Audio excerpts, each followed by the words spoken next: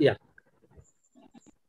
Okay. So as we had the last practical classes, no, we were involved into that. Okay. So today they have completed the first year practicals. Okay. So you all completed, right? Practicals you attended?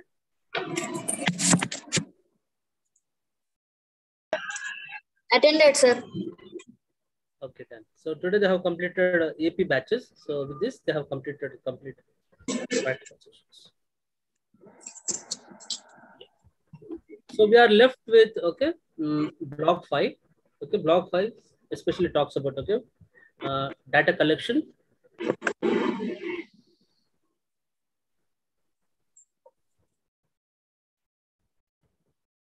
Yes. So we are left with block 5. It talks about data collection, analysis, and report writing. So this is almost the last part. And from this, especially the very important topic is about the data collection techniques. Okay, if you type as methods of data collection, okay, so huge information is available to you. So you need not worry about that. And they are very easy as well as very scoring also. I repeat, they are very scoring and you do get these things in your exams. So questions would be, as I said previously also, either you get short or a direct question can be about what are the different techniques or what are different data collection techniques or methods. Okay, so be prepared and it is very, very easy and scoring, as I said. Okay, so as you know, data with regard to, okay, if you're doing an experiment, for example, we have attended practice sessions. So in that, maybe the responses would be the data. So when we talk in terms of research, okay, research study. So as we know, when we have selected the population sample and we have used the sampling techniques, different sampling techniques, okay, then we might have studied about, okay, what would be the method, designs and all that. Okay, maybe the last part we will talk about, okay, what would be the format? What would be the complete format according to the APA? So with what our research study will start and what would be the ending part, okay, maybe that time I will tell you the particular sequence. Okay, so as you know, problem selection, then okay, you're coming up with hypothesis, then okay, population selection, all that you have done, okay, research method, what experimental okay design you are going to use and all that. Okay, then it comes to data collection, the actual collection or the actual research part where the researcher would be going to the sample, interacting with them. So as I said before also, you should be clear with the scientific method, maybe unit 1 of the, please check it out. So if you are clear with that particular unit 1 scientific method, there they say it's an empirical data. Empirical data is where the researcher is going directly and interacting directly.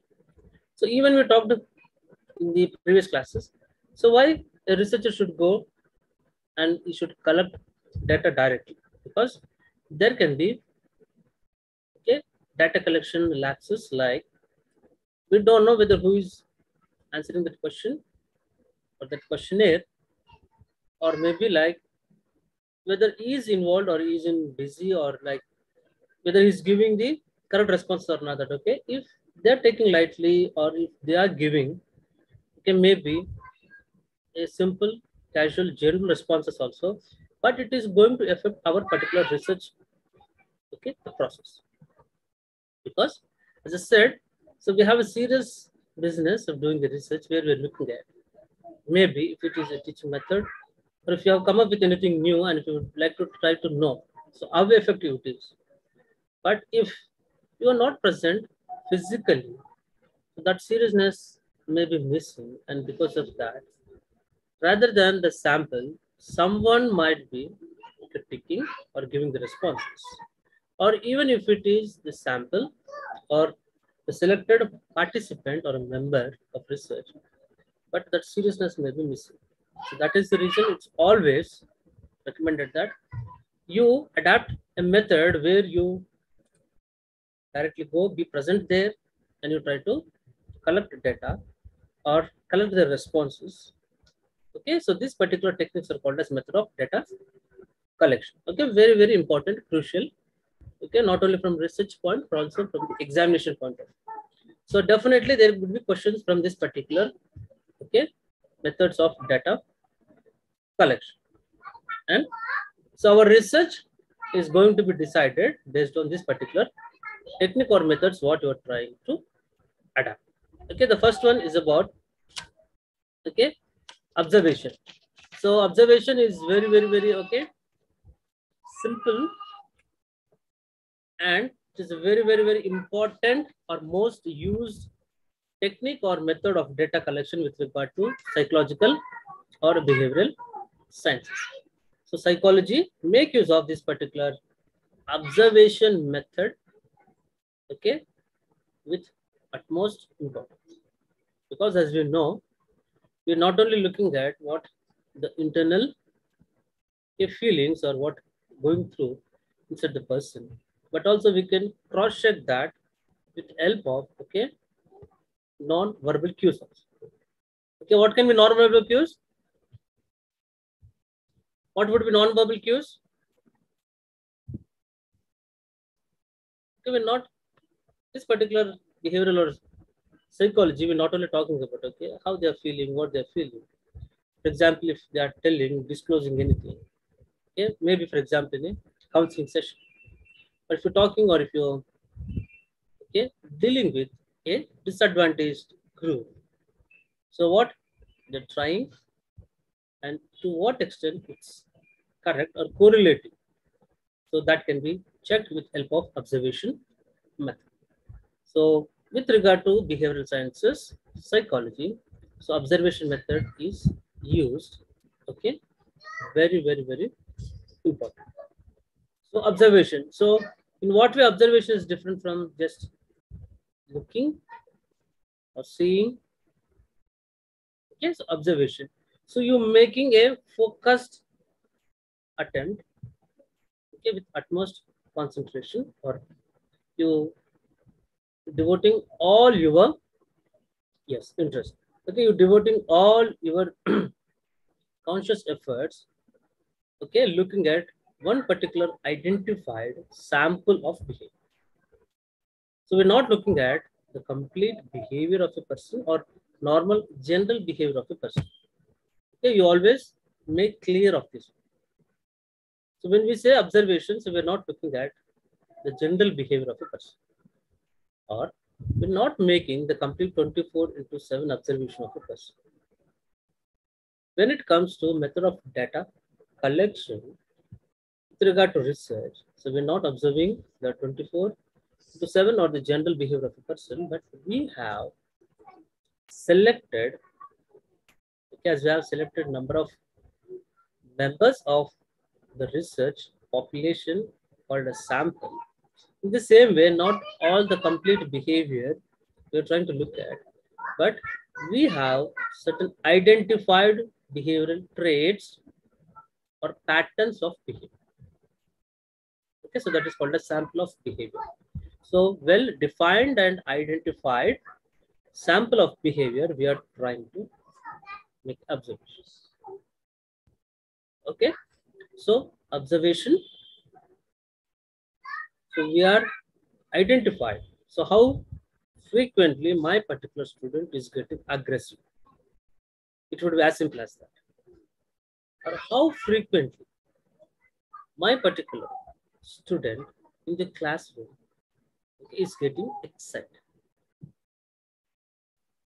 Okay, how frequently, what are the, okay, conditions which making my particular selected individual to get into this particular type of behavior, at which place, so what is the trigger, what can be the cause, if it is getting into that particular, okay, behavioral pattern or a trait, so how long he is staying into that, so what all he is doing when he is into that particular trait. It's as simple as that. When my particular student is getting aggressive, how frequent, so I'm trying to look at that. So this is what the difference between you watching and you making an observation. So observation, you have selected one particular trait or pattern of behavior, and you're trying to look at what is the frequency, okay, Okay, so how frequently this particular individual is showing this type of selected behavior. Okay, so what all can the triggers, what all can the cause when he's into this particular pattern. Okay, so how long is into that? So okay, what all is doing. So likewise, you're trying to make a note of, okay, so recording, and you're making a note of it because that has to be further analyzed. So we already discussed that once you have a data, you subject it to appropriate statistical analysis so that you arrive at meaningful conclusions. Okay, so that is the reason. So when we're talking about observation, so we have selected behavioral trait or a pattern. So how frequently, etc. So you're making an observation of that. You're making a note of that. If possible, you try to record that. Okay. So recording can be you make a note, or as we know, video recording and all that. Okay. Sometimes it is also done. Okay.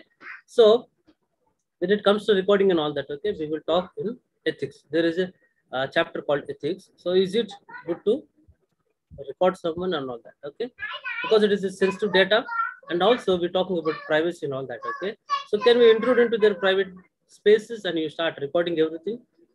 So we will talk in ethics. Okay, there is a unit which is called as ethics. Okay, we will talk about that. Just a minute.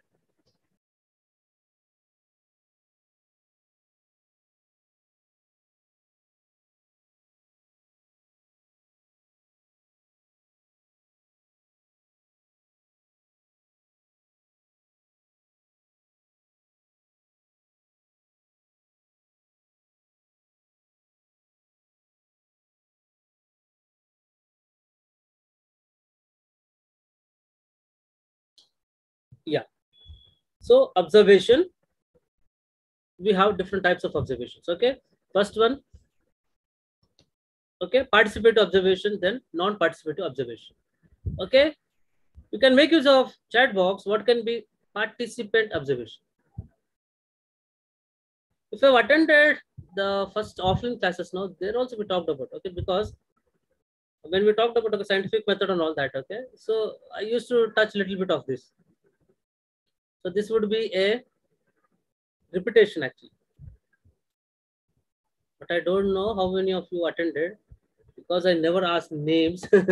I don't remember by names because I don't know your names, etc. Okay, being one of the participants, one among the individuals who are observed.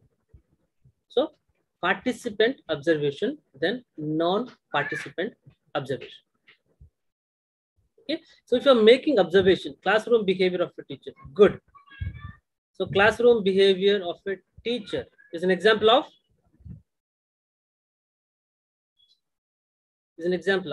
okay. So as a participant observing the group, good. Okay, that is participant observation. Okay, someone, okay, for example, I do not see their name. They said teacher. So do this particular, yes, participant observation. Okay, do this particular awareness of being observed will have any effect on the behavioral pattern of a person? Yes. So teacher, maybe parents definitely have impact because you are aware that you being observed. So when you being observed or when you are aware that you being observed, you or I may not be showing the natural behavioral responses of. You agree with this? There is every possibility that you try to be positive or you try to fit into that particular context. So what context is expecting or what is deemed to be right or fit into that particular context. So we try to be that. Okay. But we are talking about the methods which will, okay, looking at the most natural responses of our participants or our sample. Okay. So care has to be taken that my particular people whom I'm observing are not aware that they are being observed. A teacher is as similar to that of a CC camera. So when you have located or when you have seen a CC camera, so will the person will be natural or they try to be good? It need not be always in a negative sense, okay? Even if I have seen something as a CC camera, so will I try to be good or will I try to be in a most appropriate expected behavior?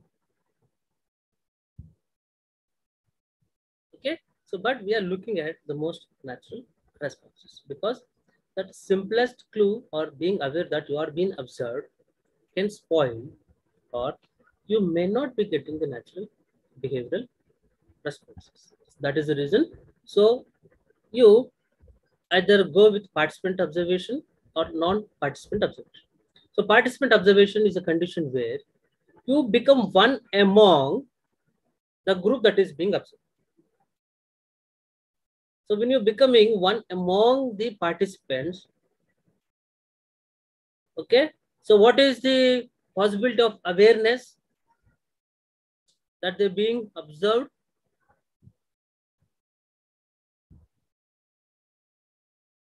Okay, equal to 0. So when we make sure that you are one among the group, okay, which you are observed, okay, being participant one among the group which are observed.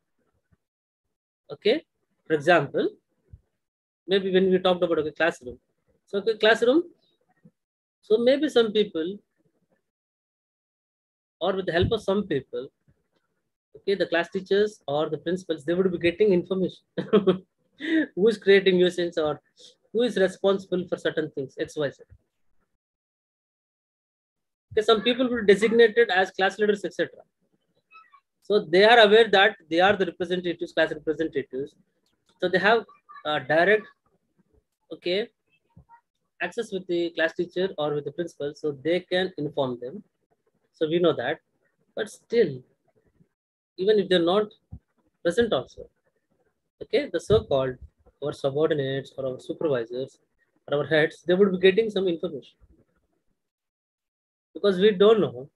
We're thinking that we all are one, but maybe one among them are assigned with this particular task of making an observation, and they're part of our group or one among us. So we are not aware that you being observed. So participant observation. For example, in a classroom or it can be in a playground. So how frequently my particular student is getting aggressive. Okay. So this particular researcher is one among the players. Okay. Did I make it clear? Participant observation. Then what is this non-participant observation? Here, the participant or the researcher need not be a member of the group which is being studied. So he would be somewhere,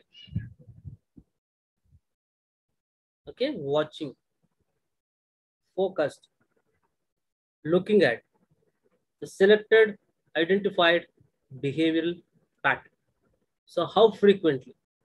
When is my particular, okay, group members or one or among them who is getting into this particular type of, okay, behavior? Okay, what can be example of non-participant observation? For example, she teams, etc. Detective, yes, good, good, good. Coach, one-way mirror, okay. Okay. Have you heard about she teams?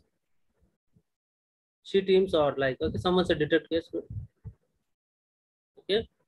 Maybe the police people in civil dress. She teams, okay, especially.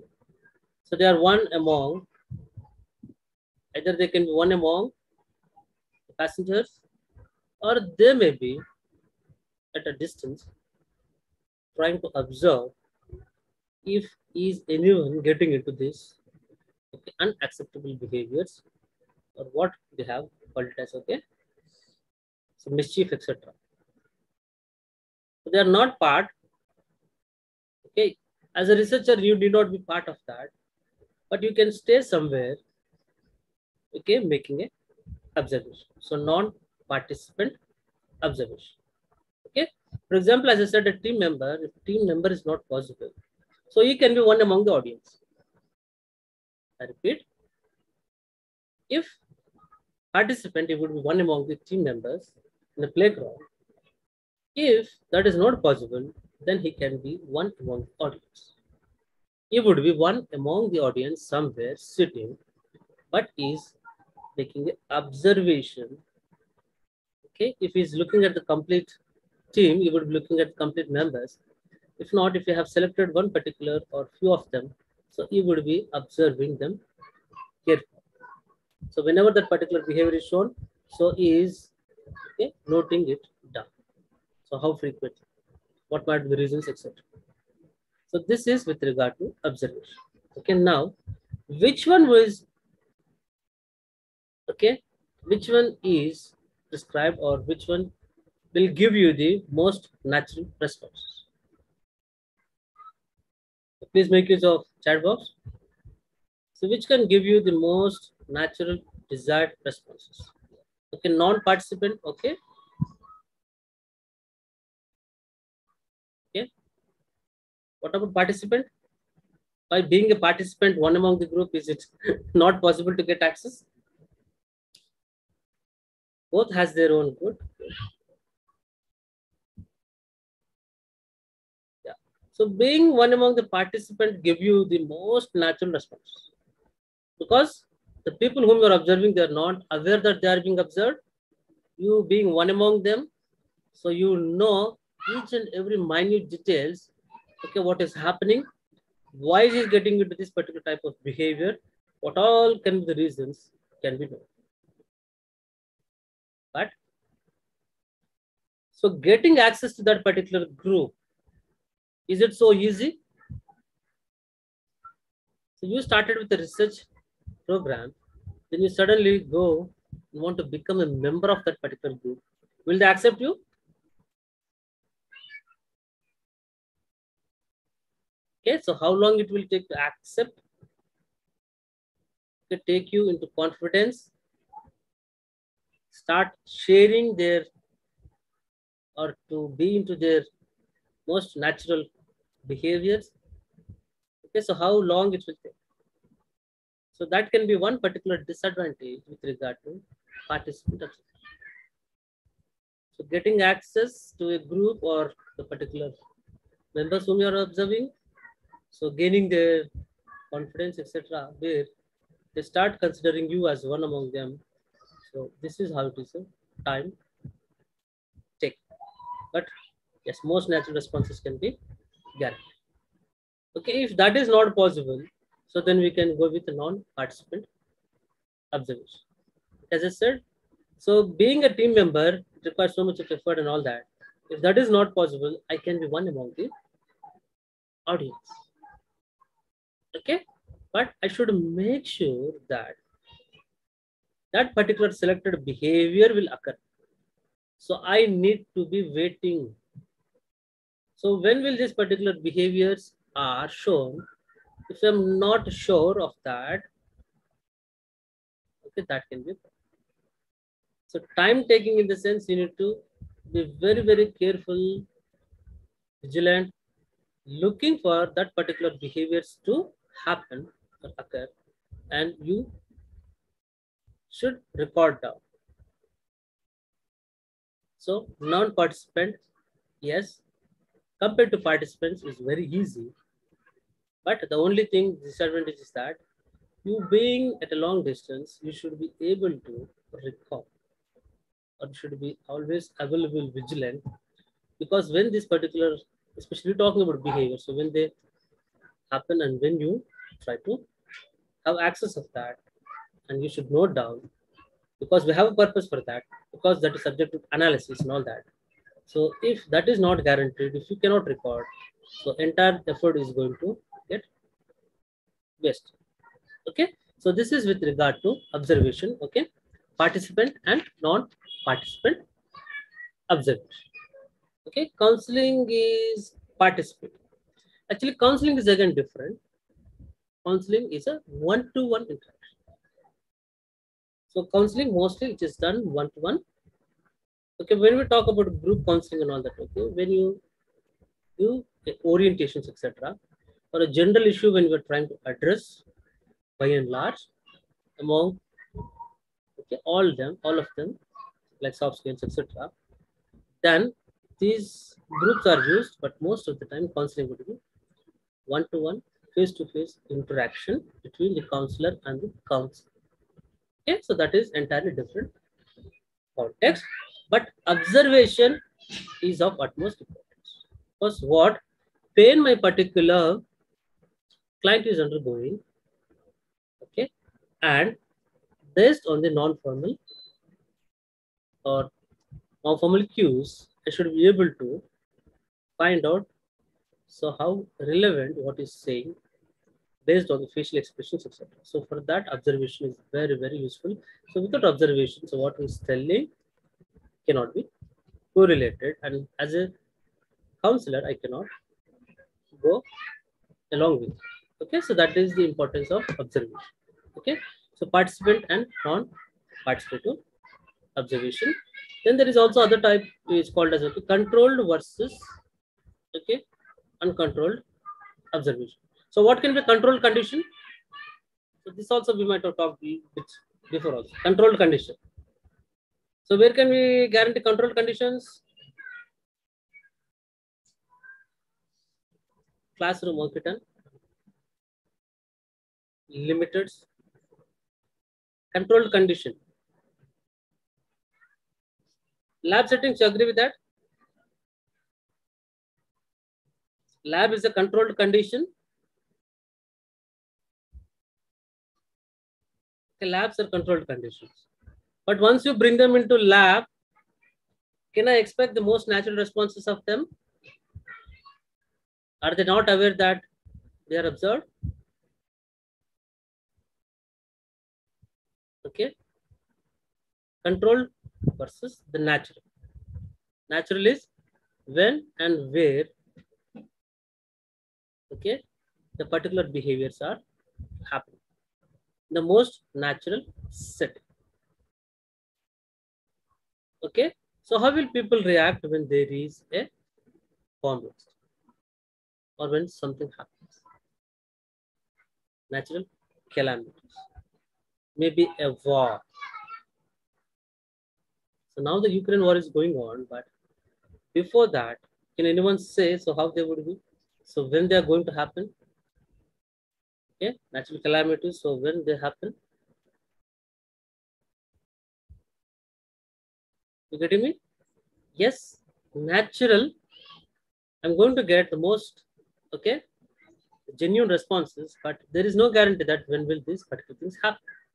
If it is a classroom behavior, yes, I can observe them. If it is a ground, I can observe them. But when it comes to certain things like natural calamities, etc., which cannot be stopped. So for that, they try to create the situations. Okay, that is the control or the artificial observation. Okay, for example, have you heard about this mock drills? Mock drills concept. For example, if there is a fire accident, yes, simulated conditions also. But pilot training these days, our so-called, okay, cars, etc. Also they are trying to teach simulated techniques. Good.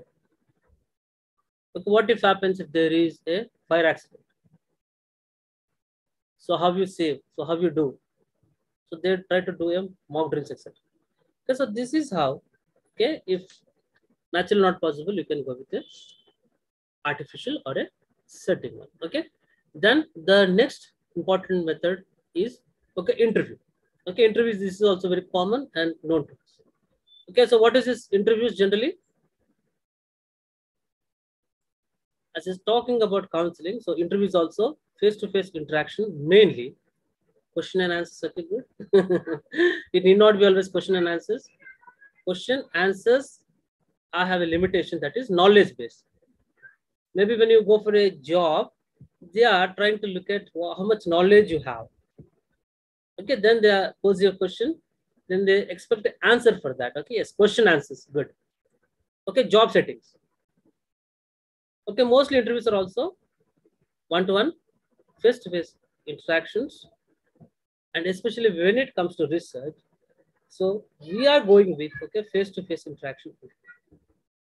For example, if it is to know about what would happen, information seeking, it can be telephonic conversation. You agree with this? Telephonic conversation. An interview can be done over a telephonic conversation. But the intention is only to gather some information. For example, one of the okay TVs or like maybe a newspaper. Okay, they publish articles saying that based on a telephonic conversation. Have you ever come across this type of elaborated articles which they are talking about? Okay, telephonic conversations. Okay, a reporter would be asking, okay, what had happened, okay, what is the casualties, what was the reason, and all that. Okay, the person would be answering, they try to give that. Okay, but when it comes to research, and I also talked about psychology, psychological counseling, we are talking about face-to-face interactions. Even when it is a job interview, we have face-to-face interaction. So except for getting some information, so interview would be always done face-to-face. Okay, so an interviewer would be there and an interviewee. Okay, so these are the two people. When it comes to number also, so what would be the number generally? So what is the number? One interviewer versus one interviewee, 1-to-1. Okay, 1-to-1.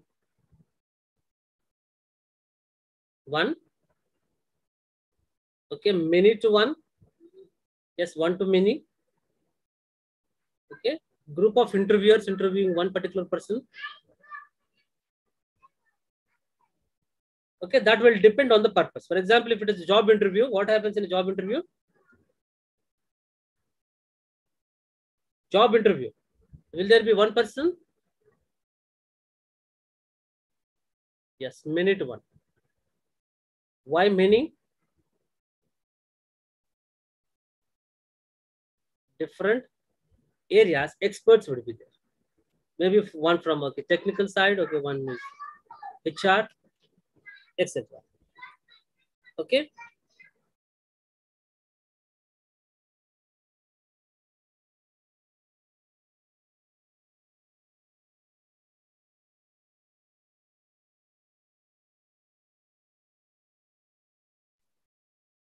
Yeah, little disturbance. So because of that, again, getting stuck sometimes. Okay. Yeah. So when it comes to job interview, many interviewers to one particular candidate. Okay, why? What is the reason? Because different area experts would be there and they're trying to know how good my particular subject experts or experts to one particular person. Okay, when it comes to UPS, etc., these days we have one particular psychologist, even in the states also. So they're looking from the psychological perspective. So how good you will fit into this particular job. So we don't know for the people sitting, but they are from different areas and trying to look at how good you fit into this particular job. Okay. So interviewer, interviewee, we talked about many to one. So how many would be there? So what should be the number? For example, if two people, one is saying yes, one is saying no. Four people, two of them saying yes, two of them saying okay, no, you won't fit. And two of them are saying yes, you will fit into that. So what should be the number? Good. Jagdish saying 3 or 5. As I said, yes, good. Odd numbers. Good. One person is always extra so that he would be taken into consideration if these type of situations arise. With regard to especially jobs, whether it should be selected or not. If 50% of them are saying yes, 50% are saying no, still we have another person, a expert, on whom the decision would be like. Okay, so we got a clear picture about the number. So generally they look to be many, but they are of a specific number. So that is with regard to general interviews, especially job related interviews. But when it comes to our research, okay, it is mostly one-to-one, researcher to the particular individual on whom you would like to collect the data. Okay, interviewer is your researcher who have a intention of collecting certain required specific data to support his particular research study or assumptions or hypothesis. Okay, so maybe in practicals also you might have heard about hypothesis testing. Okay, to support that particular hypothesis, either to approve or to disapprove that. Okay, we are trying to gather information, as simple as that. Okay, so with the objective, you are trying to gather information to check whether this particular collected data is supporting or it's not supporting. Okay, so these particular interviews can be two types: structured and unstructured. So what is the structured? Okay, predetermined questions based on the object, based on the purpose if it is a job interview.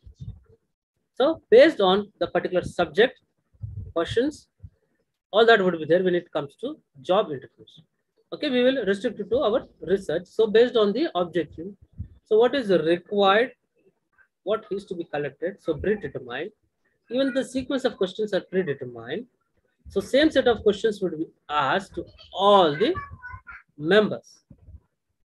Okay, the sequence is also fixed. Okay, so complete opposite would be unstructured interviews. Okay, unstructured or what we call as open-ended questions. Okay, that already someone have posted. Okay, so closed-ended and open-ended questions. So open-ended questions, okay, no predetermined. It will be based on the interaction, okay, between the researcher and the sample or the individual whom he is trying to gather some information. Okay, doesn't mean that he's asking all general questions. No, he have some objectives, so he have specified area. Okay, on what should be asked, etc. Okay, so generally they have this particular principles called probing and etc. So if they say yes, then the question would be, okay, why you say yes? Okay, if they try to explain something, no, they might try to get little deeper into that and how he is defending, what are the reasons. So this is how probing can be done with regard to unstructured or okay open-ended questions. Okay, so both have their own limitations as well as advantages. So when we're talking in terms of a structured interview, so which particular type of data you are trying to get? Please use of chat box. Type of data, qualitative or quantitative? Qualitative or quantitative? Okay, with regard to structured, we are going to get quantitative. Okay, which can be quantified. How many said yes, how many said no? When it comes to unstructured, open-ended questions, it's mostly regarded to qualitative. Okay, did you get this? So based on the purpose of your research, if you're going with a quantitative type of research, so there is every possibility that you go with a structured. So structured, as you know, quantifiable, very easy to quantify, less analysis is required. Okay, based on, as I said, numbers, how many said yes, how many said no. So easily I can conclude and I say, maybe out of 22, how many saying excellent, how many saying okay, moderate, how many saying no, not satisfied. So without any effort, I can get to a conclusion. But when it comes to open-ended, qualitative, okay, more of the scope for their feelings, reactions, emotions, okay, their beliefs. So everything can be expressed. So expression of the psychological traits is possible when it comes to unstructured or open-ended questions. So as I said, open-ended or qualitative, so where it is a time taking because analysis has to be done. If I asked, okay, what was it? Okay, for example, like you have attended that particular okay feedback form, no? Somewhere structured, somewhere open-ended. So what all the difficulties? Boleto, someone say yes, X, Y, Z. So if I have 22 people, I can expect 22 different difficulties. You agree with this?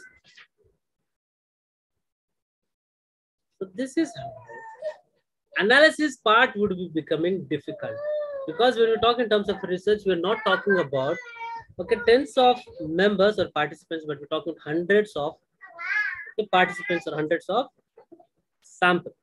So this is how I get some multiples of hundreds of responses, which has to be okay analyzed. Then only I can arrive at conclusions. Okay, so analysis becomes a little bit difficult, but if you want to know the in-depth knowledge or in-depth information or data regarding one particular psychological trait, you should go with unstructured or open-ended interviews. Okay, so this is with regard to interviews. Okay, then for example, they have given all the okay, advantages, disadvantages, important sources of errors. For example, what all can be errors in interview? The interviewer can itself is an okay error because so how well is conducting interview? So how well is good at okay drawing or making the person to answer is a skill. So how skilled the interviewer it depends. So how successful the particular okay intention of getting the required data will depend. So you should be skilled enough to get data. So if he's good at establishing a rapport, as we talked in terms of practicals also, the first step is you make them sit comfortable and establish a small rapport. So when the person comes for interview, you immediately start asking, yeah, what's the name? Why? Okay, what is this? What is that? Maybe the person will not be okay opening up, or maybe it's not getting out of okay what fears or inhibitions you have. So maybe it's not answering all the questions or what you're trying to get from it. So this is how. So how good you make them feel comfortable, how good you are at eliciting or getting the responses. So this is how interviewer can also be an error. So this is how they have given okay certain errors or like what all can be like. If you're not skilled enough, if you're not good at okay warmth, etc., or establishing a rapport. So this is how you can uh, create okay a lab or maybe that particular interview is not very successful. Even for example, they have talking about duration. So even if the duration of interview is very bit long, time taking, so will the person be motivated? Okay, for example, if it's a job, for example, if it's a job, he's motivated, you want to get the job. So how many questions you ask him, he will answer. So how long it would be okay? For example, you might be knowing about this MNCs, first round, second round, third round. Okay, this is how they conduct, but still the persons are bearing because they are interested. They are motivated enough. But when it comes to research, research is a voluntary activity. So we are not forcing the people to be part of the research, but they are voluntarily coming and willing to be part of research. So if it is a okay, little bit high duration, etc., you asking them more and more questions, more intimate questions, etc., okay, they may not turn up. They may not be willing, they may not be opening up, and they will be sharing information. So this is how skilled enough you are as a researcher in conducting this particular interaction, especially interview, the interview techniques and skills. So that is going to decide so how successful or how good you are going to get the required or the intended information from the particular okay sample. Okay, so this is with regard to interview. Then we have okay questionnaire and focus group techniques. Okay, so these are a bit general ones, so I won't be taking too much time.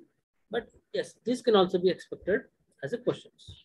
Okay, questionnaire. What is a questionnaire? Okay, a written set of questions.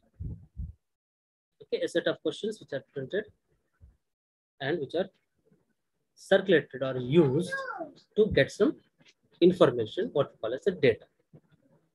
Okay, so this set of questions, okay, as we talked about, can be open-ended questions or can be closed-ended questions. Okay, when it comes to okay closed-ended questions, okay, closed-ended questions can be. So, do you agree? Bolo to yes, no. Practical viva comes under which category, sir? You should tell. Actually, it is a mixed one. Actually, semi-structured. Yes, good, good, good. It is a semi-structured. Actually. Okay, they ask you some structured questions. Okay, like for example, okay, what is the instrument used for? Okay, maybe what was that? Uh, Span of attention. Okay, if there is a particular instrument, you tell that. Okay, who have come up with that particular span of attention? Okay, what are the blocks used? What is the name of that? Okay, maybe I should not talk this. Okay, for example, like that, and it can be based on the open ended. Like, okay, if you say something, no, they will ask you, okay, why? What is the reason? Is that true or you are sure about that? Okay, so this is how it can be both. Okay, semi-structured, what you call it. Okay, structured plus unstructured. Okay, when it comes to questionnaire, okay, closed ended questions. Do you agree, Bolato? You may say yes or no. Okay, the question can be how many hours you expecting, Bolato? You need to pick one among the choices which I have given to you. Okay, closed ended. So open ended can be a scope for expression, for example, fill in the blanks kind of. So especially this particular open ended. So fill the blanks kind of thing. So if you have some hundreds of students okay, writing this particular answers now, so we expect many. Actually, one particular answer might be there, but when you especially go through this question or like for example answers etc., you find different answers. Actually, it was supposed to be one, but they come up with many answers because how the person is taking up multiple choice questions. Yes, especially fill in the blanks comes to. So this is how you're getting correlated. Okay, knowledge by recall and recognition. Okay, maybe that particular experiment you have done. So, like for example, fill in the blanks. No, okay, whatever they remember, whatever they feel, it will fit. So they can write different things because so how it is appearing or how it is understood or comprehended by this particular person. So according to that, he will start writing or giving the responses. Okay, so that is the difference between okay open-ended and a closed-ended questions. Okay, so which one would be qualitative and which is quantitative? Creative writing is example of open-ended. Creativity, for example, a question can be like, what is the use of a brick? So if you go through this creativity test now, they may ask you uses of brick. Okay, can some of you give what all can be uses of that? Open is open is qualitative. Okay, closed is quantitative. Good. Okay, what are the uses of a brick? Someone is saying I will teach my brush. Someone is saying I use as a pillow. Some may say I'm using it to hit. Yeah, someone that is a general one expected as a construction one. Good.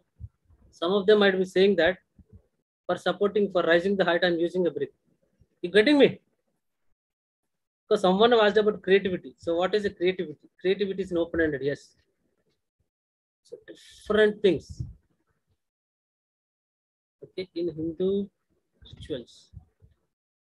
What is it? I'm not getting. Okay, we're not talking about religions and all that. Okay, good. Try to be general, secular. So did you get me? So open-ended questions and closed-ended questions. So questionnaires generally set of questions printed and they would be circulated. So what is the advantage? Within a limited time period, huge number of people can be given these questionnaires and there is every possibility that you can collect huge data. Okay, for example, a classroom of students, just I can give them the questionnaires and make them tick answers. So if it is closed-ended, it will take very less time. If it is bit open-ended, it may take a little bit more time. But administration is very, very easy. Just I can give them, make them answer the questions. Okay, YouTube service. Okay, good. Most of the time we skip, okay? Okay, YouTube service itself, okay, good. Opinion polls, okay. You getting me? Questionnaires and all that. So these questionnaires can also be posted sometime. But the posting of questionnaires again is a problem. As I said, because who is answering? I don't have the account of that. So how seriously is doing the another issue? So how motivated the person is? And how many of them I'm getting back is the question. So generally, if you send 100 now, maybe around 20 to 25 you will get back. Because the person has to take time, fill them, and again send it. Okay, so this is what happens with questionnaires. But very easy to administer. Okay, large number, especially groups can be administered and you can get data easily. Okay, again, quantitative and qualitative are open and closed we have. So that will again decide, okay, if it is qualitative, this is how again analysis will become a little bit of time taking. Okay, maybe in the coming units we will talk about that. Okay, how to do that also. So this is with regard to questionnaire. So questionnaire sad thing is that the written back is very less. To motivate them, we should not, okay, should not discuss this because it's some video. So even they send some monetary benefits. So that because of that they will return back. Okay, that should not be encouraged. Okay, you hope you got me. So along with the questionnaire, they will send you because they want you to return that back. Okay, so that is with regard to questionnaire. Then there is an important technique which is called as focus group technique. Okay, focus group technique. So as the name itself is saying, it's a group discussion.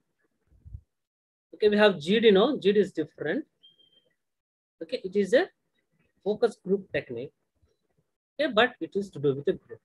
So generally, 8 or 10 or 12 people would be there, and a facilitator would be there, or a person who will conduct or facilitate, or he will act as a guide. So there would be a guide, facilitator is called, and there would be a person called a note taker. So he would be noting down. Then there would be a technician, because the technician would be recording the entire, okay, the process of the discussion. Okay, so 3 are to be present. Okay, 3 are to be present. Then 8 to 12 people maximum. So more the number of people, the discussions would be elaborated. So what they are talking. So when they are talking all that, okay, it become difficult. So maximum can be 12 people. Okay, so this particular focus group technique is used when a particular researcher want to get in-depth knowledge with regard to the particular issues what is interested to study, and especially to know from different perspectives. Please write down. From different perspectives, if you want to gather information with regard to one particular issue, so this focused group technique is used. So there would be 8 to 12 people. So they try to put their perspectives. They would like to look at from different perspectives, different viewpoints, and they would try to tell either okay, accepting or giving a positive note, or someone's is saying, okay, it's not good and all that. From different perspectives, if you would like to know, okay, perspectives of people and how differently this particular thing is viewed or taken up. So this particular focused group technique is used. Okay, hardly 60 to 90 minutes. This particular focus group discussion would be there. A facilitator or guide would be there.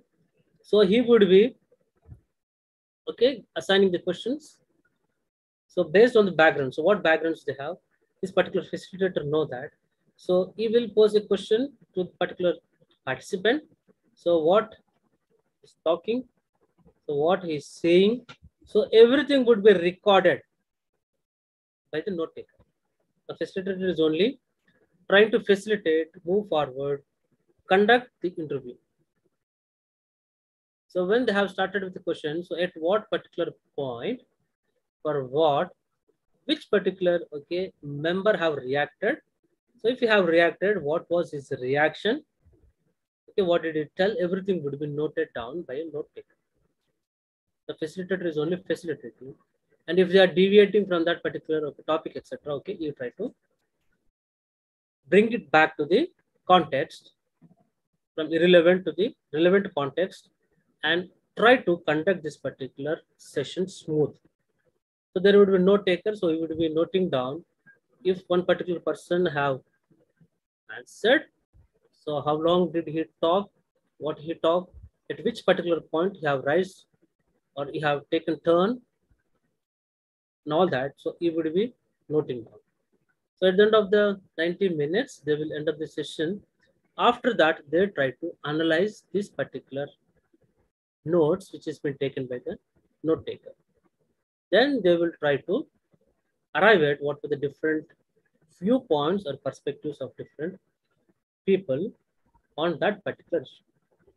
Okay, so this is with regard to focus group technique. Okay, qualitative method. Okay, so no quantifiable data would be there. Okay, with qualitative data, so they try to look at that. Okay, so this is with regard to focus group technique. When you know the in-depth and different perspectives, different viewpoints with regard to one particular issue of your study, so then you should go with focused group technique. Okay, so then we have techniques of multivariate analysis.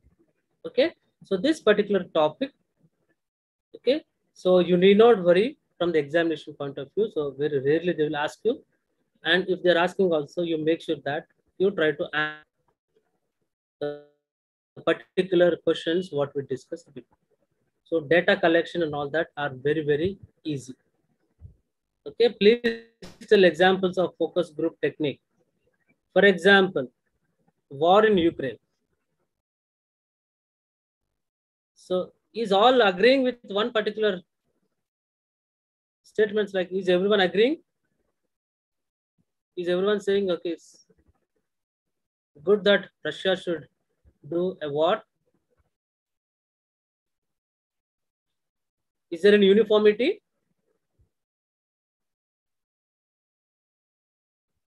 Is the entire world agreeing with that, or is the entire world against that? Mixed, no? You agree with that? Mixed. In the same way, for example, when we talk in terms of research, social issues, especially social sensitive issues, okay, you try to look at different perspectives. When you make people to interact, discuss on that particular issue from different backgrounds, so you will come up with different perspectives or viewpoints regarding that particular issue. So that is the reason or uses of focused group technique. Okay, so multivariate analysis, as I was saying, okay, it's always better that you answer the before questions. Okay, live TV debates, okay, there won't be a note taker. Okay, they don't be note taker, and also they don't conclude last. They say time is up and they will close. You agree with that? Please respond.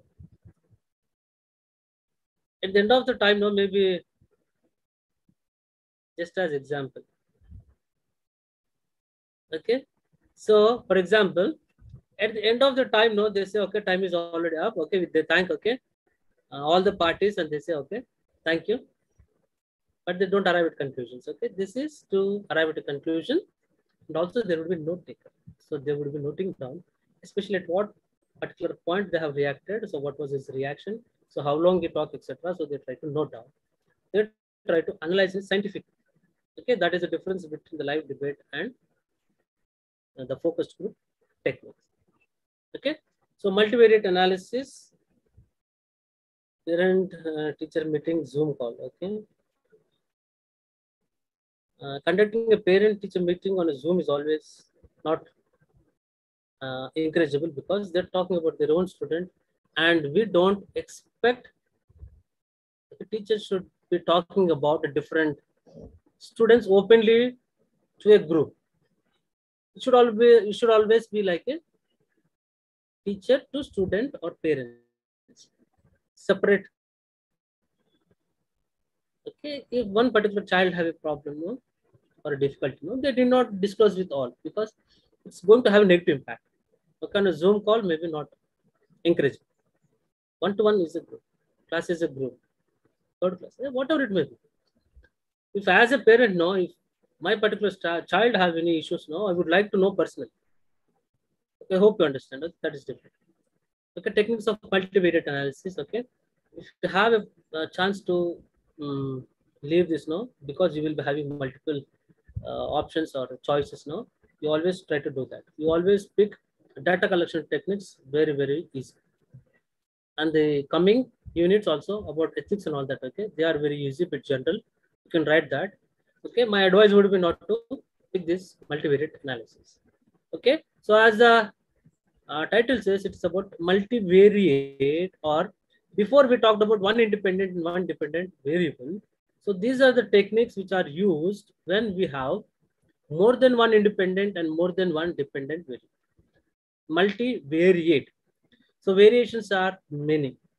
In the sense, so more than one independent and more than one dependent variable, if you have, so then you use this multivariate analysis techniques. Okay, under this multivariate analysis, so first we have multiple regression analysis. Okay, so actually we have simple regression analysis. If you know that, then you would be able to understand multiple regression analysis. So regression analysis generally, okay, they try to identify what is a causal factor for one particular thing. Okay, regress, they turn to find out what all can be the reasons. Okay, that is called as simple regression analysis. If they have a dependent variable in simple terms, they try to identify what is or what can be the independent variable. So they already have effect, they are trying to find out what is the cause. They have dependent variable, they're trying to look at independent variable. Okay, if it is one to one, that is called as, okay, simple regression analysis. So if they are trying to look at multiple or more than one independent variable, so that is called as multivariate regression analysis. Okay, I repeat, regression, they're trying to identify what is the cause and what is the independent variable. So as it is multiple, so they're trying to find out what all the causes, that is the independent variables responses for dependent variable. Okay, so as we don't have time, okay, we don't go much into this particular thing. Then multiple discriminant analysis. Please be clear with the title itself, discrimination. So this particular technique, it is talking about discriminant. On what basis a group of data or a set of combined data can be discriminated or categorized. Okay, so what or how they can be discriminated? Did you remember categorical data? Categorical and non-categorical. So what is categorical data?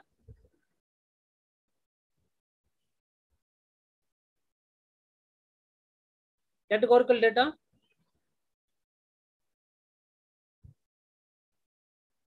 which can be divided into categories. Specified zone, okay, mandal, okay, good.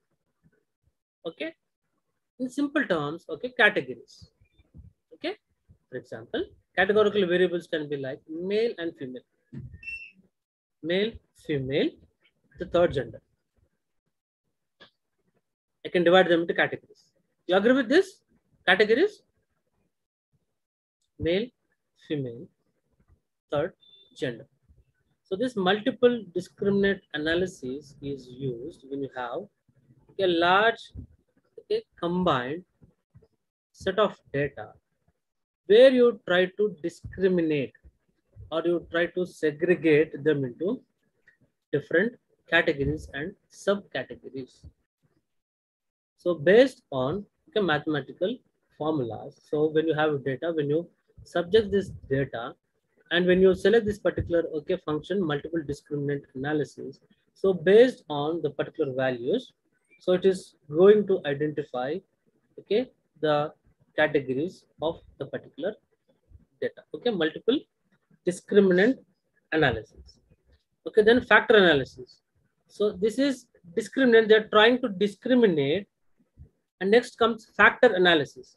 Okay, so factor analysis is analysis where it's trying to group complete opposite to that of discriminant.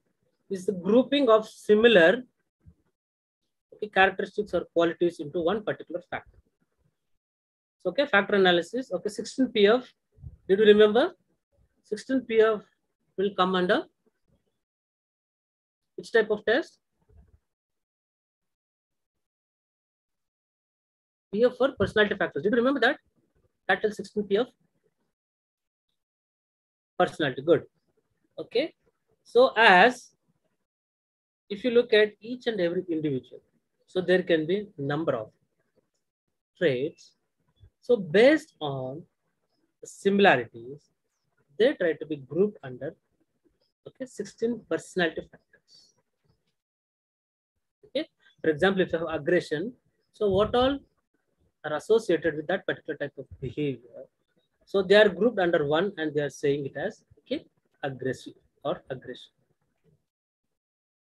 So which one would be better? Is it looking at each and every individual factor separately, or you try to group them based on the similarities and you try to label them? So which one would be more meaningful?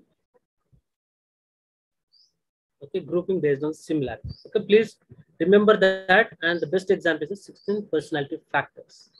Okay, so that was also done. So they have conducted or collected data from n number of, okay, large number of people. Then they try to segregate and bring it down. Okay, if they have more than 16, no, they try to club them together with most similar or the most common one, so that you have most, okay, meaningful or most interpreting factors. Okay, so factor analysis. The next, principal component analysis. It's closed-ended. Okay, it's rather than a closed-ended. Okay, it's qualitative actually. So qualitative data they will try to collect, and based on that they try to, okay, group or consider as one factor or a common factor. Like for example, as I said, aggression. So what all the different acts or different personality traits which are related or associated with this particular aggression can be grouped and they will be talked under one particular factor. Okay. Then a principal component analysis. So when you have a large number of data and they are trying to look at what is the principal or the main issue or a topic on which this data can be interpreted.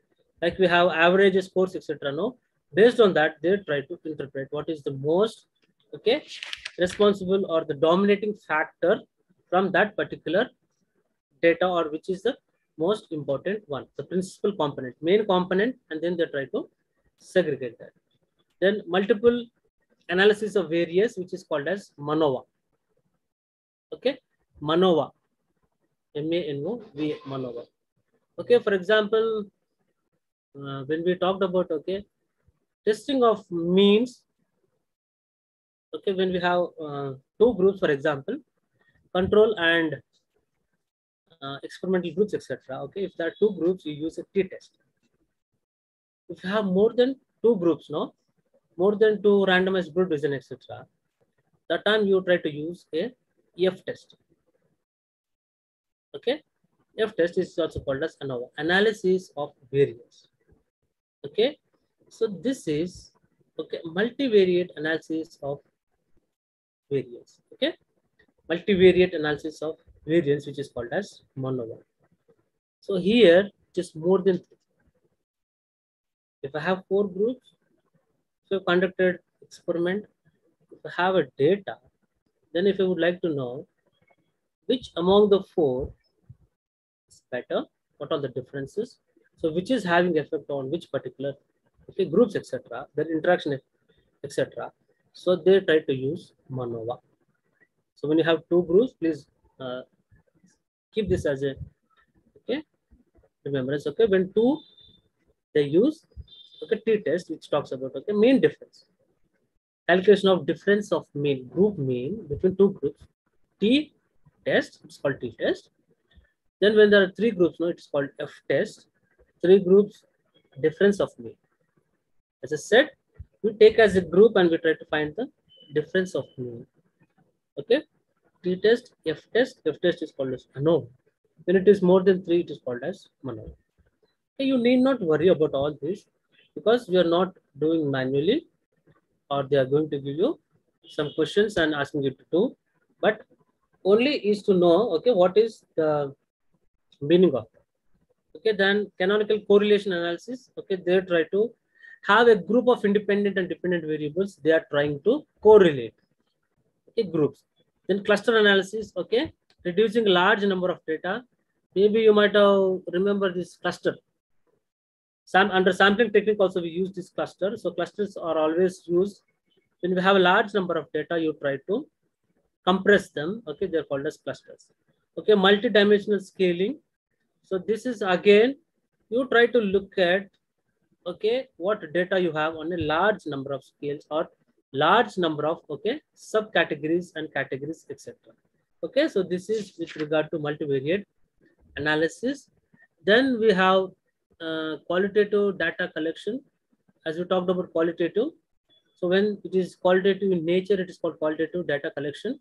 So collection of data, analysis and all that, okay, that is common. You can read that.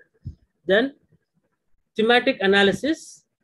Okay, thematic analysis is also a qualitative data technique where they try to go interact with okay the sample or the selected group of people.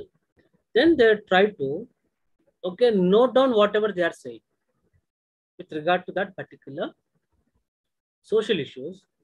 Okay, then they try to read the entire text. While reading the text, what is the most repeated, I'm saying, what is the most repeated okay things they're talking about, so they try to note down okay they're called as themes. So finding the main theme is called as thematic analysis. Okay, so main theme, under that you have certain sub themes. So themes and sub themes. So whatever they're saying, they try to write down what is the main issue they're talking about, that will become the theme. And also with related to that or less importance to a theme, will become sub themes. So this is thematic analysis. Okay, qualitative data. So what is a theme, Balito? On what particular thing it is revolving around. So that becomes the main title, which is called theme. And little less than that, or what all can be under the main theme. And if it is different from one another, they become different sub themes. Okay. So this is one among the qualitative analysis. Okay, grounded theory. So grounded theory is also a qualitative technique where they try to find out what is the main issue or the ground reality. Please do remember, grounded theory, they're talking about what is the ground reality with regard to that particular social issue. Okay, so these are the qualitative analysis techniques. Okay, please do remember that. So when we're saying qualitative, so they're not having any predetermined questions or questionnaires with them. So they are going, they are interacting with people. So whatever they're saying, they're trying to write down. So once they have written, so they will come back. They will come back to their particular places. Then they start reading the text. So from that, if they're trying to identify themes and sub-themes, that becomes thematic analysis. The grounded theory, they try to identify the main issues. Then they try to compare. Okay, that's called comparison. While comparing, they try to merge them, the similar ones. Then they try to give coding, names, etc. Then based on that, they try to categorize the particular data or information what they're getting. Then they write down, okay, with regard to that particular what they are trying to tell. Okay, if there is a social issue, okay, like for example, okay, second marriage or whatever it may be, sensitive issues. So then they try to, okay, identify that and what was the reason. So what all they said, they write as a memo. Okay, small notes they try to write down. So that is called as, okay, memo writing. Then once they are done with what the, for example, like a summary kind of a thing, then they try to compare that with any existing, okay, any existing theory. So that is called as theoretical sample and review of literature. Okay, so this is grounded theory. If as a researcher you are interested to know what is the ground reality where not much research is being done, and we talked about like certain ethnic groups and all that where not much research has been done and people have less access to that.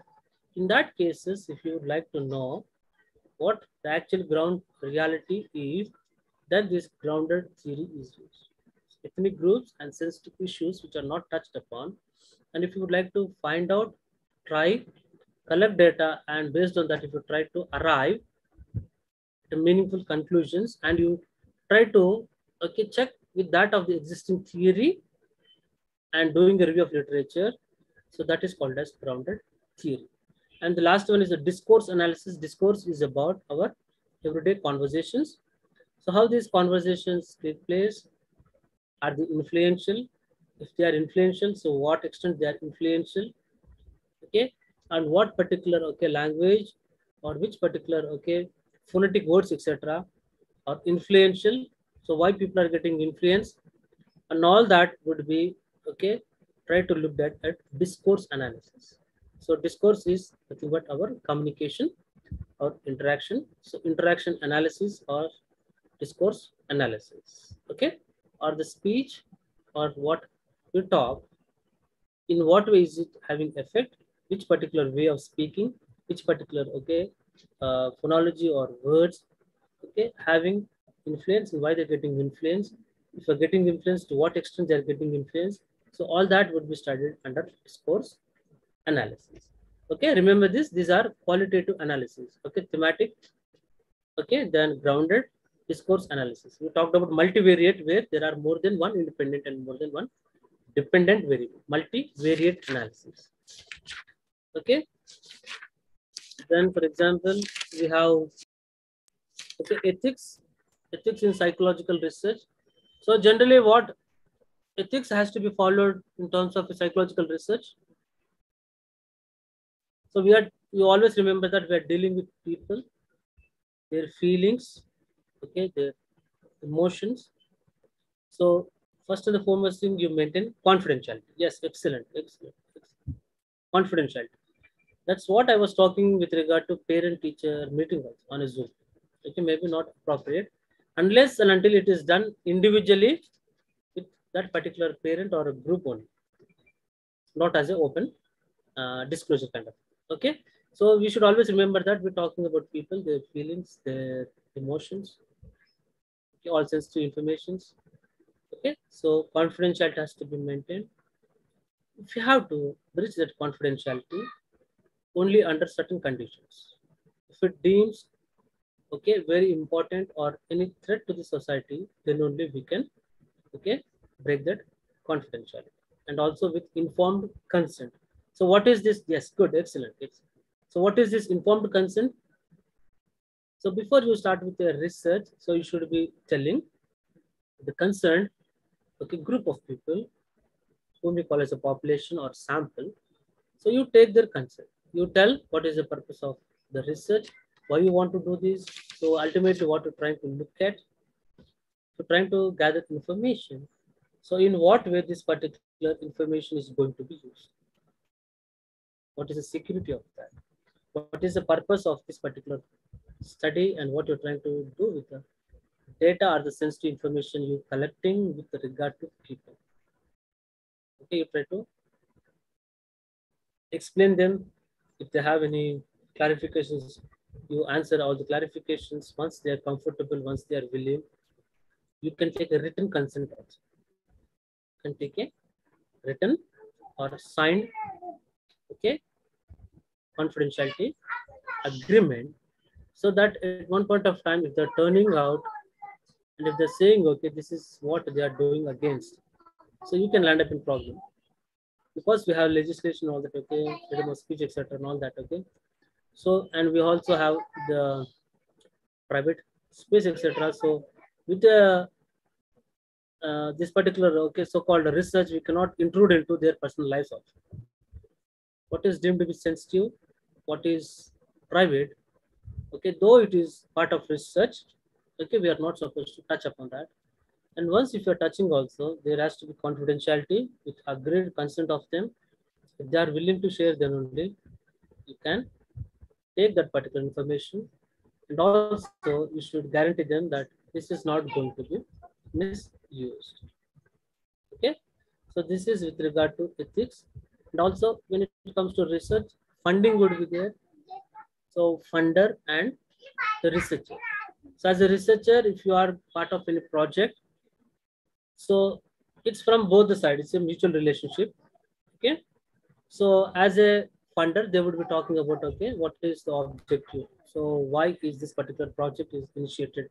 What is the reason for that? What they're trying to look at? So what is the duration? Okay, what as a researcher, what is your role, your job? So what you're trying to supposed to do? So for how long it is going to be? I repeat, for how long the project is going to be? How much you are paid? Okay, all that would be told to you. What is the main objective of the research? And if they are employing you, so they will make a contract with regard to what you are supposed to do, etc. Because as a researcher, if you are going into the field and if you collecting all what we talked about, the sensitive data, so you are going to be held responsible. So how you giving a confidence to the sample? So in the same way, you should be taking this particular, okay, all confidentiality and legislation and agreements with regard to your funder also. If you are funded and if you are doing a research under someone, so all this should be clarified beforehand once you get into these particular projects. Okay, because at one point of time, if you are collected data and if they are making you to leave a project, okay, maybe this happens. So this is the reason. So if they have to remove or if they have to terminate, so on what basis they will terminate you, on what extent you would be, okay, taken care of, because you are getting into the field, and if something happens to you, so in what way, as a funder or as a owner, or when they are trying to employ you, so in what way they are trying to give security to you also. So everything is, okay, beforehand talked upon, agreed upon, then they enter into agreements, etc. Then only this research, okay, projects will be done. So this is with regard to your funding agency, etc. What they call as a funders. Okay, then with regard to your colleagues, so you would be having the fellow researchers. So what type of relationship you should be having with the fellow colleagues? Okay, it is also mutual trust because they are also part of research. If you're not sharing anything information, thinking it's my information, my sensitive issue and all that, okay, maybe not possible, because you need to come up with analysis and all that, okay. So having this trust on the colleagues, sharing.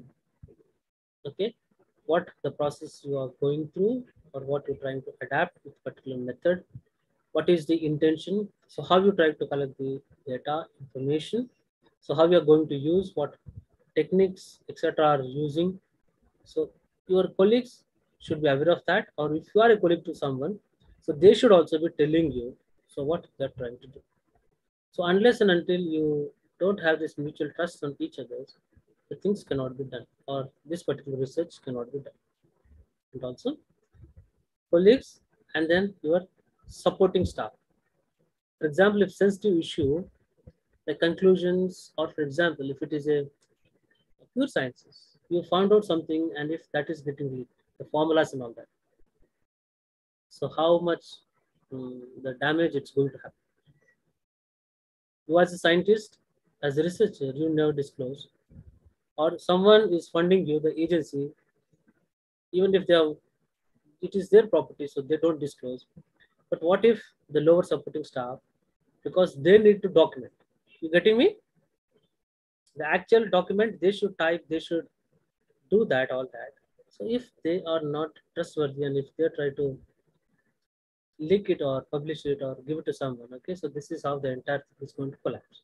So how much care has to be taken, so how to trust and all that, okay, you take them the consent etc, agreements etc, so this all should be done when it comes to, okay, research and research work, how it has to be done. So ethics, at each and every point there are ethics, that is confidentiality. We're talking with humans, we're collecting data from humans, their feelings, their sensitive issues. So how good you are giving the security to them, and in what appropriate way you're trying to use within the legality, or what legal issues or legal framework we have. So without breaching that, so how good you can come up with interpretations and all that, okay, that matters. So ethics is very, very, very important. Okay. So if you're breaking at any point of this thing, okay, so you can land up in legal issues. And if you're going against the law, then also you will land up in problems. Okay, this is with regard to ethics. Even with academicians, like if you're doing a PhD and if you have research work and if you have certain findings, no plagiarism, self plagiarism, what they do, they try to publish repeated papers. Self plagiarism, the same work, they try to publish 2, 3 papers. So they are copying from their own papers. Self plagiarism, and you already know about plagiarism. Copying others' work is also not accepted, and you copying your own work also not accepted, because if you think that okay, for each paper there is a marks, so more the number of papers, the more marks. So if you start publishing the same things and if you try to claim more marks, okay, that is not acceptable. And what is called as a piecemeal publication. If you have a research study, you know, like we have this series of our movies, no, or sequence, okay, right, sequence. So in the same way, a large or a research study, if you want to break it into pieces or papers, and if you're trying to publish it, it's called as a okay, piecemeal publication. Okay, that is also not accepted. If you have a research paper, no, they try to talk maximum. Okay, what the particular research is about. So what population sample, what method you have used, and what is the finding. Okay, maybe as a 1, 2 papers accepted, but if you start doing it as a sequence or a series kind of a thing, okay, that's not acceptable with regard to publications. Okay, so piecemeal publication, or you try to publish one paper and you try to relook again, you do trying to look at the data and you're trying to look at the analysis part and you're trying to publish other papers also, that is not acceptable. Okay, self plagiarism, then piecemeal publication, etc. has to be taken care. So this is also not acceptable in our academics. Okay, then we have the last topic, which is called as APA format. Okay, so this particular APA format, as you know, American Psychological Association, so they have come up with this particular okay format, because once you are done with all these things, you started with the identification of a problem, then you arrived at the analysis part, okay, you come up with okay findings and all that, okay, that has to be reported. Okay, so that reporting with regard to projects, it's called okay project reports. Okay, When it comes to academics, it's called as a thesis, as you know. You start with hypothesis, then thesis, and you end up with the final work that is called thesis. Okay, so documentation of the research work in the form of academic thesis. Okay, so how you write? So that is given by American Psychological Association. It's called as APA. So if you write APA, if you type APA format, no, then you're going to get. So generally, it is going to have, okay, 5 chapters. There is no hard and fast rule also that it should have the 5 chapters, but mostly we use 5 chapters. Introduction is the one part. Then, as you said, we know that review of literature is the second one. Then the third section or third chapter, methodology, they say. So what different methods you are trying to use. You talk about what is a population, sample, how did you draw the sampling techniques, what experimental design you are using, okay, what all the statistical techniques you are trying to use. So you talk in terms of methodology. Then the fourth part would be results, okay, or what they call analysis of results. Then the last part will be the conclusions. Okay, so these are the general chapters what we have. There is also no hard fast rule. Okay, sometimes they club and they write, okay, analysis of results and conclusions. Okay, everything is accepted, but this is what the commonly seen. Okay, formats.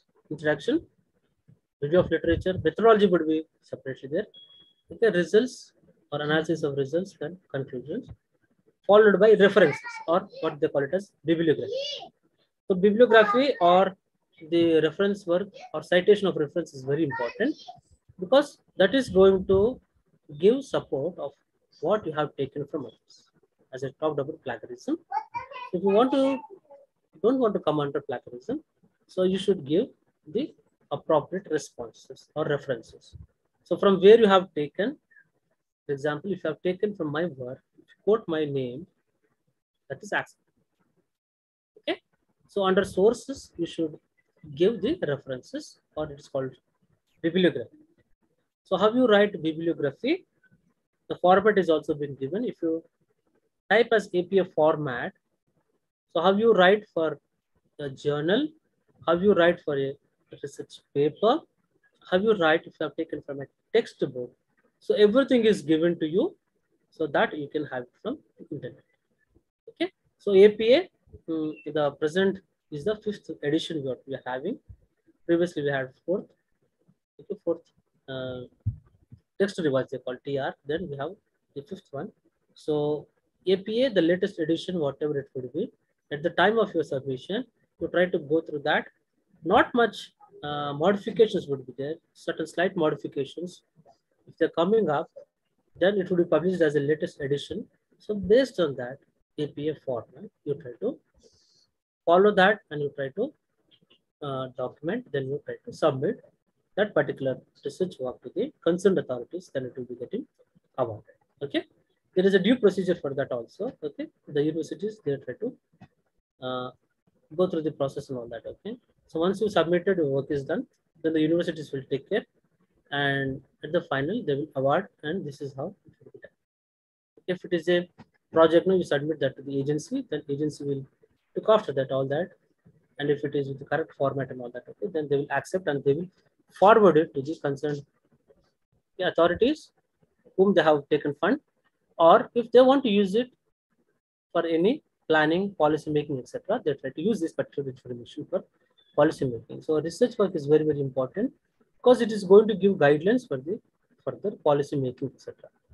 If it is academics, okay, you awarded PhD, but some NGOs and all that, okay, government agency, especially if they are assigning some projects, no, that information is going to be used for the policy making. So entire generations are coming, education programs may be dependent on what you are trying to come up as a research findings. Okay, so that is the importance of research. Okay, so with this we have completed our syllabus, and this is the last class. Okay, so I wish you all the best. As I said, no, from today's class, okay, data collection methods, you have much information available, very easy also. So you try to pick those things, even if it is ethics also, it is general there would be. So you try to answer that type of questions. Okay, try to, if possible, no, try to avoid this type of multivariate analysis, etc., which have statistic parts, etc. which have more focus on statistics. Okay, all the best. I would like to unmute, allow you to mute. I would like to know from one or two people, then we will close it, because the staff would be waiting for us. They will close this and they will move out. Thank you, sir. Actually, they were all very informative. And as a revision, we will go through all the YouTube channels that are there. Like they are already uploaded, right? So maybe we'll go through that as a revision also. So because somewhere one or two places we missed out. Uh, so we will catch up on that. I just have one small doubt. Actually, this is not with reference to this. It's with respect to the first year practical. Actually, you have taught us that day about Muller-Lyer experiment.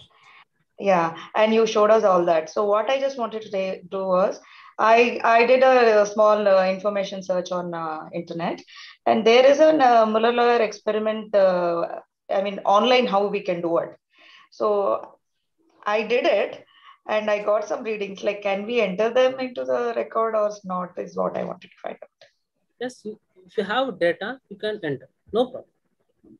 No, yeah, that because it is not like how you told us physically. It's an online apparatus that I used. Yeah, that data may not be so genuine, but you would be familiar with how to enter the record and all that. No? Tabulation of information. Okay, that is acceptable. Finding out the standard deviation, that stuff. So we can. Okay, that was the only thing I wanted. Thank you so much. Sir, I mean, I too have, this is Farouk. I too have one question regarding the practicals. I mean, I vaguely remember that if it is a offline practicals, we need to take members also, like subjects also with us as a part of the experiment for the practical exam. Yes, Farouk, this is not official one, but okay, they said like, okay, only they are making you to write some questions. Okay. You need not take a subject. Okay, this all would be uploaded in the website. Okay, and also they said like, okay, maybe from May 5th. Okay, from 5th they are starting. Yeah. I mean, that is already uploaded and we downloaded. Yeah. I saw that, but in that particular PDF file, right, there is no instruction clearly mentioned whether we need to bring the subject or not. Yes, so as of now, they are not expecting you to bring a subject. Yes. Okay. So again, I mean, very, very thank you from my side for actually teaching us in a very constructive way. Like I loved this class very much. Thank you, sir. Yeah. Okay, can we conclude? Jagdish, you would like to talk anything? Sir, one last suggestion. It is not conclusion. From 10 o'clock, 10:30 to 4:30, there are classes. Continuously for you, it may be 1.5 hours or 1 hour for you. But for us, continuously hearing from 10:30 to 4:30 is not a small task. I am 69 years old. Yes. My suggestion is at least there must be a 5 minutes or 10 minutes break, or even a break at lunch hour, 1 to 2 o'clock, and then you start. That will be a better this thing. Why? Because taking a lunch and hearing you is not a good proposition. That is my suggestion. Yeah, Prasad Guru, I agree with that because I am not a policy maker. Not making. That's why I told you that this is a suggestion. But previously, I observed not only myself. There are so many people who are working and who are doing something also. The service people also. For them also, if there is a lunch break of half an hour or something like that, and the classes means, there will be some continuity. Or else, if you are going on giving a lecture and we are just stopping the course and taking something, it's not productive. That is my suggestion. I completely agree with that 100%. If I have a chance now to tell them, definitely I will tell them. Please pass it on to the higher authorities. Because that is only our submission. Before also they had some breaks. But what they're trying to tell you is that, okay, as you are not owning videos now, you can have lunch and all that. Okay, they have that assumption actually. Okay, with that assumption, and 5 o'clock now, all the staff will move away because the buses will start at 5 o'clock. So before that, they would like to wind off actually. That is one reason. So it was up to 5 o'clock actually with a break of 30 minutes in between. So they are trying to pull down to 430. That was one reason. Okay. If I get an opportunity, definitely I will share this. Sure. Thank you. Thank you very much. Welcome. Welcome. Bye. Sir, Yeah. it was really nice. And I was there from the first class. I haven't showed my video to you so that you remember me, but I don't know, man. You are Jagdish Valke. I remember your face only. Yes, good. yes. Okay, go ahead. No, I was just concerned about the way the pace was there, but today you took it off where you tried to cover everything, and you also showed us a way where what should be attempted, even when the pace was little slow in the initial times, because you thought to make sure the basics are right, which is the key crux of the practicals, if I could say so, because where we are using that dependent, independent variables and references, all those things, it made a lot of sense. But thanks for taking time and giving us an opportunity to understand this in a better way. Thanks for that, sir. Yeah. Okay. I wish you all the best. Yes, I agree. If one or two classes were there, okay, it would have been better, but okay, no problem. The only thing I observed is that first we started offline, then we have moved to online. So offline we started with very less people, selected people. Yeah. When it came to online, no, it was mostly repetition. We have repeated all this for 4 or 5 classes there. Yeah. The same thing has to be repeated. So that was one time consuming. If not, we would have completed on time. Okay. Still, Sir, can we have your number if you don't mind? okay, most of you have, okay. No, Kalyan, Kalyan No, sir. We don't have. Kalyan have my number, okay. If you really require that, and if especially at the time of exams, okay, please don't call. Okay, no expectations from my side, okay. Both in DRAU and MS, both groups, sir, I am. Okay, okay. Yeah. Yeah, please, you take care of that. Yeah, can we end this session because the staff might be waiting, okay? We are always there, sir. With your guidance to share them all. Thank you, sir. Okay, ma'am. You all are welcome. All the best. Thank you. Thank you, sir. so much, sir. Take care. All the best. Now, Yes.